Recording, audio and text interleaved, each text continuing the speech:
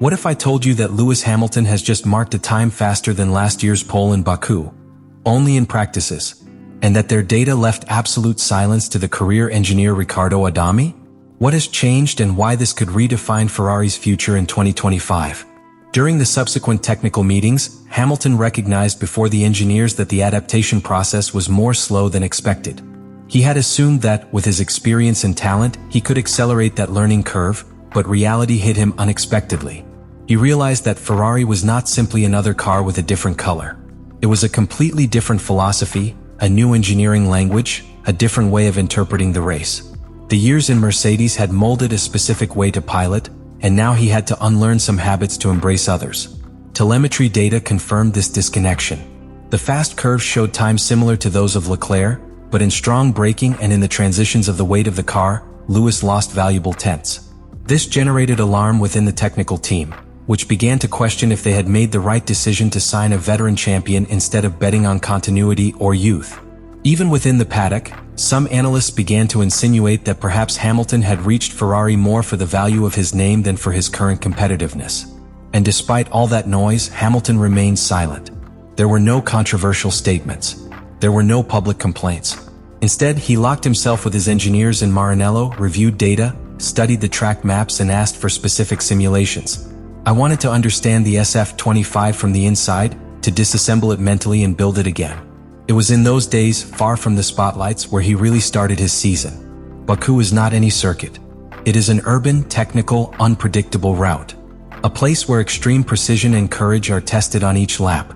The Azerbaijan track does not forgive mistakes, but also offers opportunities to those who know how to take advantage of them. And it was there, in that context of high demand, where Lewis Hamilton found his breakdown. Where the pilot, the car, and the team finally began to speak the same language. From the first moment that the SF25 touched the asphalt of the Baku circuit, it was noted that something had changed. Not in the car or in the configuration, but in Hamilton's attitude. The way he traced the curves, the aggressiveness with which he attacked the pianos, the way in which he squeezed each braking. Everything indicated that the British was in another harmony.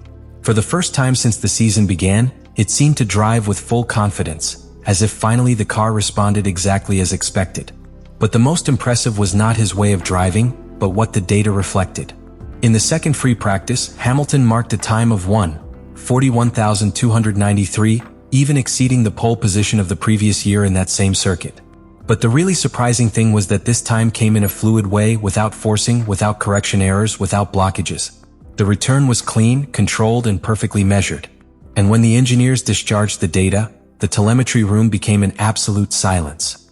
Riccardo Adami, his track engineer, couldn't believe what he was seeing. The level of control over the car, especially at the critical braking points, was something they had not observed in any previous session. In technical terms, telemetry showed that Hamilton had perfected brake modulation in high slowdown areas, one of the greatest difficulties of SF25 since the beginning of the season. The point of greatest gain was curve 1, where pilots must stop from more than 330 km per hour to just 120. In that sector, Hamilton achieved an absolutely balanced load transition, which allowed him to enter with more speed and leave before accelerating. That combination reduced its time in that specific section in almost 2/10 with respect to Leclerc, something very significant for a single practice's curve. It was not a simple case of a good turn. In the long batches simulating race pace, Hamilton was even more impressive. He maintained a constant rhythm for 6 consecutive laps in times that rivaled the classification records of other pilots. There was no tire overheating or rhythm drop, no strange oscillations in traction or motor delivery. It was a demonstration of technical domain. And for a team that had been accumulating doubts, strategic errors, and lack of results, this was an unexpected bomb. In addition, what raised even more the value of that action was the emotional context. In the subsequent press conference, Hamilton was not euphoric or provocative. His tone was serene, even reflective. He acknowledged that, for the first time, he felt he could attack without thinking. He said textually, "Finally the brakes worked perfect and I could make a great advantage in terms of braking profit." That phrase, said almost as it happened, was a powerful statement. Because in it all the previous frustration was summarized, and also the relief of who knows that he has crossed a barrier. Hamilton's awakening in Baku was no accident. It was the result of weeks of detailed work, of joint analysis with engineers, repeated simulations, of specific tests to resolve their Achilles heel. It was also a psychological blow within Ferrari's own garage, because Leclerc, always comfortable in the technical environment of the team, failed to replicate that performance. Just 0.074 seconds from behind, yes, but without the same consistency or the same security. And that reorder, even if it is momentarily the internal hierarchy of the team. Baku was more than a good practice. It was a turning point, the place where the doubts went out and the narrative of a competitive Hamilton and Ferrari began to turn on.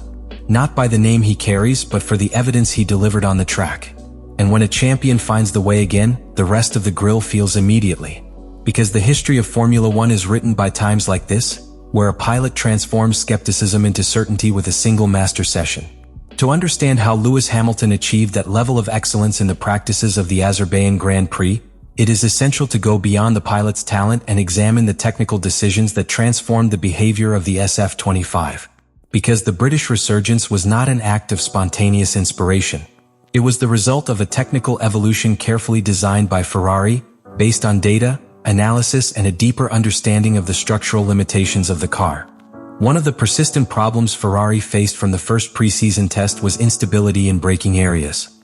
The SF25 presented a tendency to block front wheels or generate unbalanced weight transfer in closed curves, something that affected both the confidence of the pilots and the efficiency of the car in the most technical sectors of each circuit.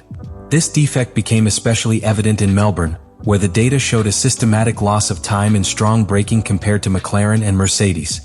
For Baku, Ferrari decided to intervene directly on one of the most delicate elements of the car, the front brake cooling system.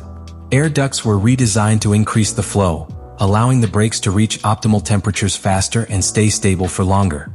These adjustments not only improved the response when braking, but also significantly reduced the risk of overheating, a key factor in an urban circuit such as Baku, where abrupt braking are constant and high demand. But that was not all. The team also introduced a package of aerodynamic settings that sought to stabilize the car at the entrance and exit of slow curves without compromising the peak speed in the very long line of the layout. The SF25 adopted a combination of low-drag spoilers and a slightly modified flat background, inspired by concepts developed during winter simulations. This configuration allowed to reduce the aerodynamic rebound in lines, which not only improved the comfort of the pilot, but also the traction and efficiency of the ERS system in sustained accelerations. The results of these changes were instantly visible in telemetry. The car maintained a more stable line, especially in curves such as 3 and 15, where the Ferrari suffered with subviring or traction losses. Curve 1, as mentioned before, became an ideal laboratory to measure the impact of these modifications. There, Hamilton was able to stop later, reduce the time at the vertex and apply the output power rather than at any other time of the season. The result was a gain of up to 0.3 in that sector, something unthinkable in the previous careers. In short, what happened in Baku was not only a pilot's awakening, but the confirmation that Ferrari, when he is right in his technical interpretation, can compete at the highest level. And if they manage to replicate this formula in other circuits, which seemed like an adaptation season for Hamilton can be transformed into a real threat to the championship. Engineering has done its part. Now it's a matter of maintaining rhythm. What happened in Baku was not a simple blow of effect on an isolated weekend. It was a demonstration that Ferrari, when it aligns its technical abilities with the talent of its pilots, can be a real contestant to the title. And this has deep implications not only within the Maranello team, but throughout the Formula One 2025 championship. Internally, the message is clear. The SF25 has the potential to win. It does not need a complete redesign or a radical change of philosophy. What requires is precision in the tuning and a pilot who can take it to the limit without breaking the balance. And that is exactly what Hamilton offered. His times, his control, and above all, the reading of the circuit showed that this car is not as far as it seemed. This, at the political level within the team, strengthens its position against Charles Leclerc, who until now was considered the reference pilot in terms of development and performance. Do you think this performance can be sustained throughout the following large awards? Or was it simply a stroke of luck favored by the characteristics of the circuit? And to what extent this technical advance of Ferrari can close the gap with McLaren or Mercedes? Let me your answers in the comments, because here we not only analyze data. We build community, we exchange points of view and crumble each race with the depth that this sport deserves.